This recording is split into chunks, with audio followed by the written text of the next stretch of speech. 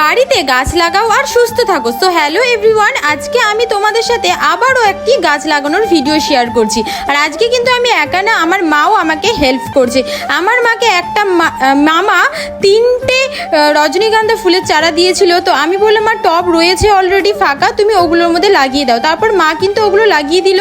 তারপর আমি আমার যে গাছগুলো ঘরে ইনডোর প্ল্যান্টগুলো যে রয়েছে সেগুলো আমি একটুখানি গুছাচ্ছিলাম, মানে যত্ন নিচ্ছিলাম। গাছের যে একটা পাতা, একটা দুটো পাতা শুকিয়ে গিয়েছিল, তো সেগুলো কিন্তু গাছের মধ্যে রেখে দিতে নেই, সেগুলো কেটে দিতে হয়।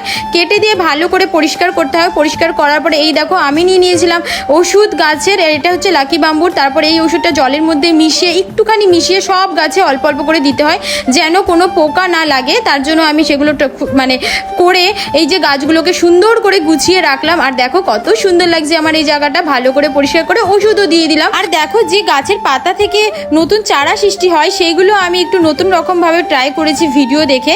তো ওখানটায় ওই বাটি দুটোর মধ্যে আমি কিছু পাথর দিয়ে ওর মধ্যে জল দিয়ে আমি দু তিনটে পাতা আর কি দিয়েছিলাম, যেন দেখা যাক যে পরবর্তীতে এইগুলোর থেকে চারা হয় কি না।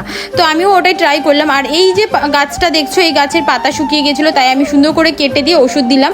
আর একটা গাছ এটার মধ্যে ছিল, সেই গাছটার নামটা আমি জানি না, ওটা পুরোই নষ্ট হয়ে গেছে। তার জন্য আমি ওটা পুরোটাই তুলে আমি রেখে দিলাম। আর বালিটাকে এমনি রাখলাম অন্য কোনো গাছ লাগানোর জন্য।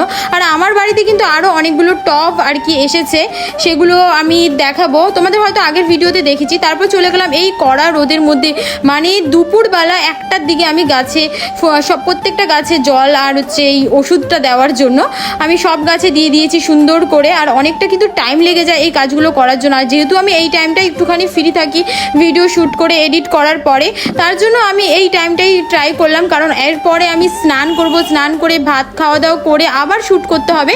তার জন্য এই টাইমটাতে আমি সব কটা গাছগুলো আর কি সুন্দর করে গুছিয়ে নিলাম।